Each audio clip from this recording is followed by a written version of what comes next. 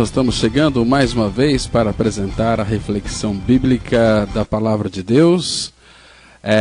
O programa Palavra da Cruz, ele é patrocinado inteiramente pela Igreja Evangélica Palavra da Cruz, aqui da cidade de Sidrolândia. Nós vamos abrir as nossas Bíblias em nome do Senhor Jesus Cristo, em Gálatas capítulo 1, os versículos 6 e 7, que diz assim, Gálatas 1, 6 e 7.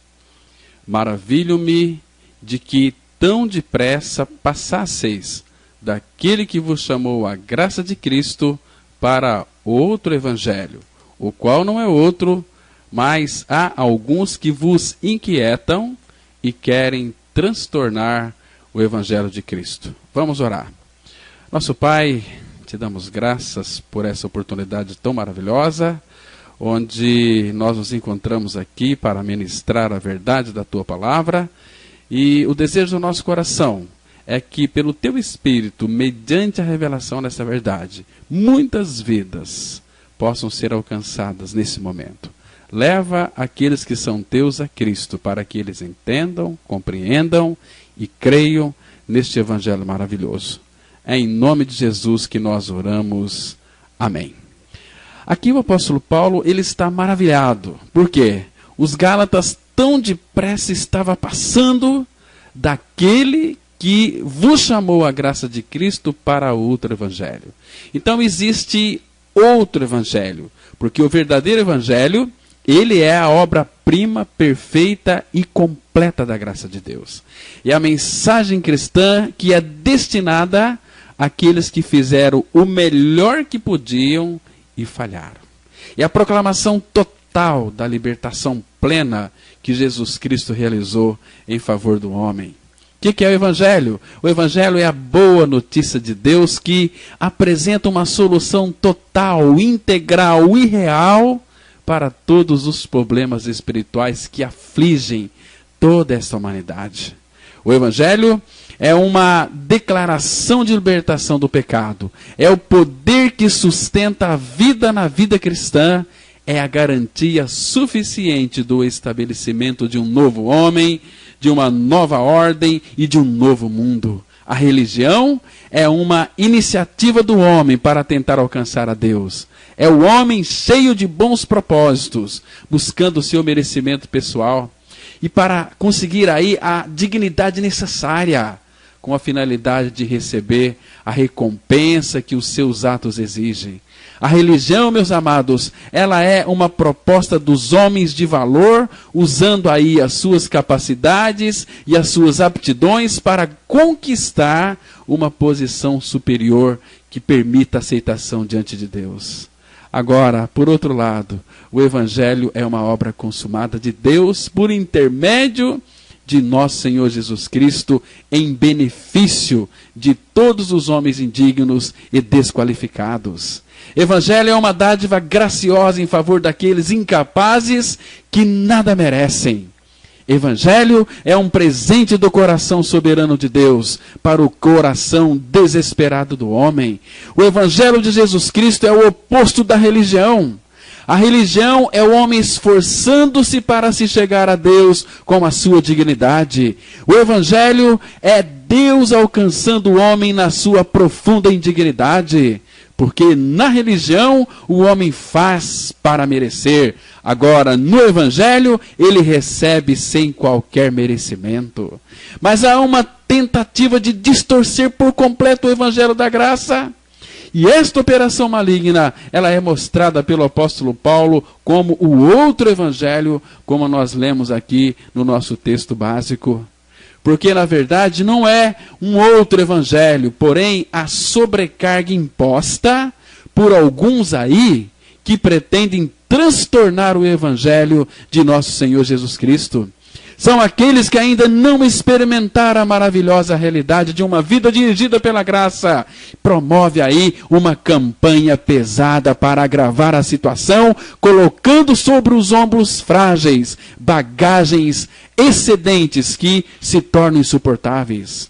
Jesus disse a respeito deles, lá em Mateus 23, versículo 4, que diz assim: pois atam fardos pesados e difíceis de suportar, e os pões aos ombros dos homens, eles, porém, nem com um dedo querem movê-los. Irmãos, esta atitude aí de inquietação das pessoas é um expediente baixo deste outro evangelho humanista.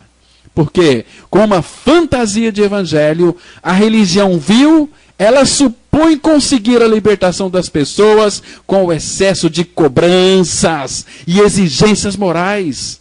E buscam comprometê-las no sistema com zelo e responsabilidade e as transformam em meros estivadores encurvados aí sob o peso das imposições e de ordenanças humanas.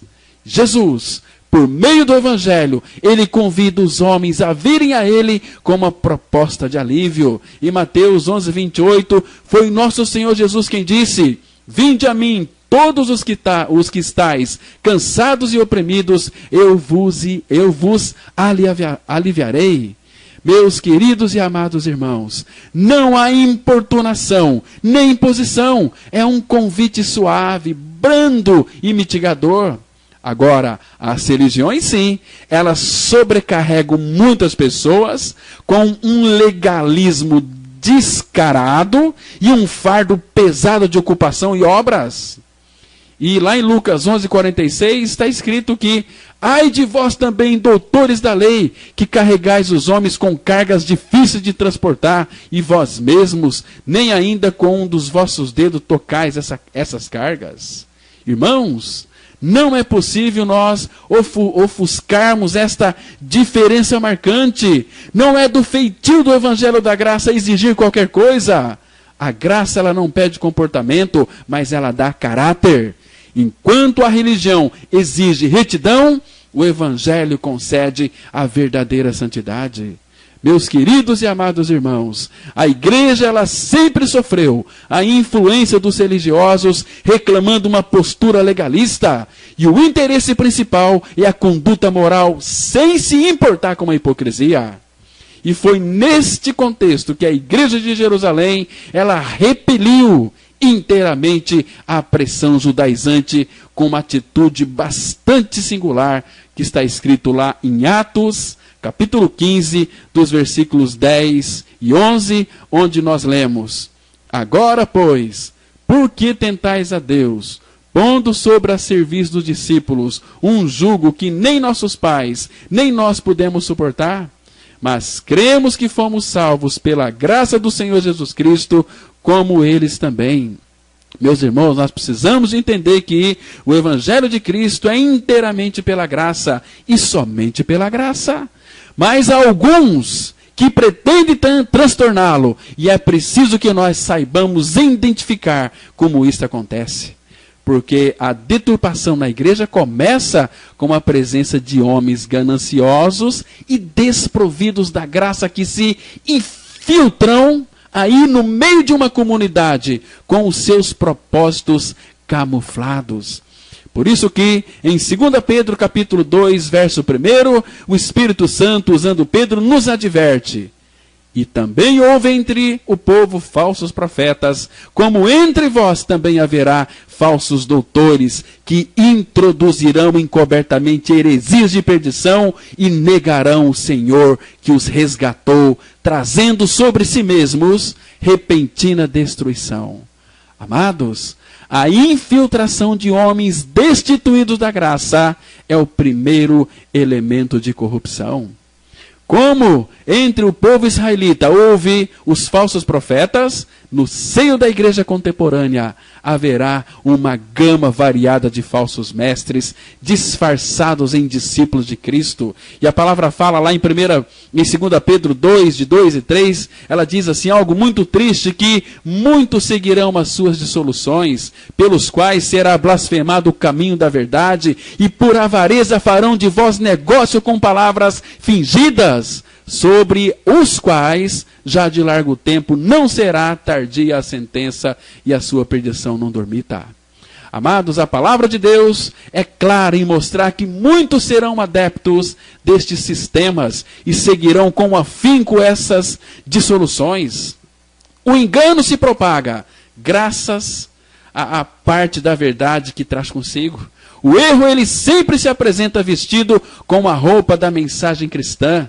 Por isso que a falsificação genuína é aquela que se apresenta com a mais perfeita semelhança do original. Irmãos, não é possível causar enganos com absurdos, porque o adultério da palavra de Deus sempre se reveste da maior aparência com a fonte. Por este motivo, o apóstolo Paulo nos adverte em 2 Coríntios 2, verso 17. Porque nós não somos como muitos falsificadores da palavra de Deus. Antes falamos de Cristo com sinceridade, como de Deus na presença do próprio Deus. Por isso que a falsificação faz parte do projeto satânico de confusão. Não é possível causar transtornos no âmbito da igreja sem provocar distorções da verdade por meio das alterações sutis de significado. Sempre que a igreja ela é atacada em seu programa, a tática visa acrescentar elementos humanos ao significado da obra soberana da graça de Deus. E Atos 15:1, a Bíblia diz que alguns que tinham descido da Judéia ensinavam assim os irmãos: se não vos circuncidardes conforme o costume de Moisés, não podeis ser salvos. Isto é um absurdo. Se a salvação é pela graça, não temos mais que cumprir lei absoluta.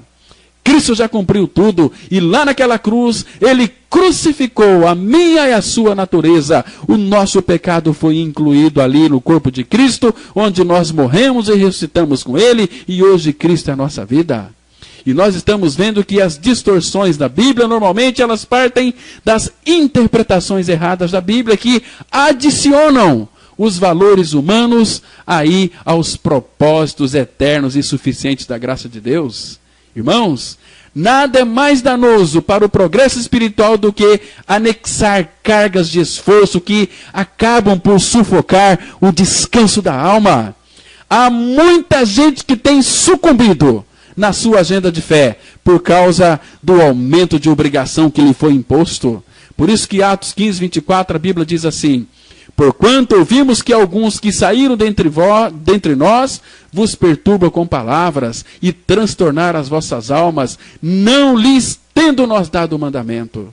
Então aqui, meus amados, nós temos, claro, uma estratégia de desânimo. Não é necessário negar a graça, basta agregar aí as obras da lei e esforço humano para conseguir os resultados espirituais. Que engano mesquinho é esse? Porque o transtorno do evangelho da graça é a maior diligência do inferno, e a sua estratégia aponta para a dissolução da graça de Cristo. Agora, a forma mais eficiente para este objetivo não é recusar a graça, mas dissolvê-la. Por isso que Judas 4, a Bíblia diz assim: porque se introduzir alguns que já antes estavam escritos para este mesmo juízo, homens ímpios que convertem em dissolução a graça de Deus e negam a Deus, único dominador e Senhor Jesus Cristo. Irmãos, assim a estratégia fatal do outro evangelho é desagregar o valor da graça plena de Deus com estes expedientes terríveis que levam ao enfraquecimento da mensagem. Por isso que a desconcentração da graça é a causa de toda a desgraça que pesa sobre a vida da igreja nos dias que estamos vivendo. Por este motivo, meus irmãos, é bom rejeitar tudo aquilo que nos distrai da centralidade de Cristo e da inteireza da palavra de Deus. Cuidado com o outro evangelho, pois ele está mais atuante hoje do que em qualquer tempo. E o desejo do meu coração é que Deus, pela sua graça, revele essa verdade ao seu coração. Um bom dia para você, que Deus te abençoe, graça e paz.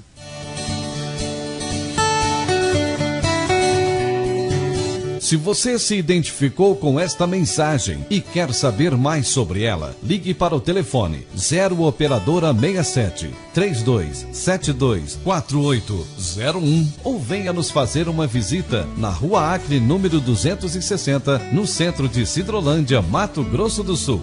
Cultos toda quarta-feira às 19h30. Reunião de oração toda sexta-feira às 19h30. E aos domingos, cultos às 9h e às 19h30. Que o Deus da graça e misericórdia vos abençoe sempre. E até a próxima mensagem.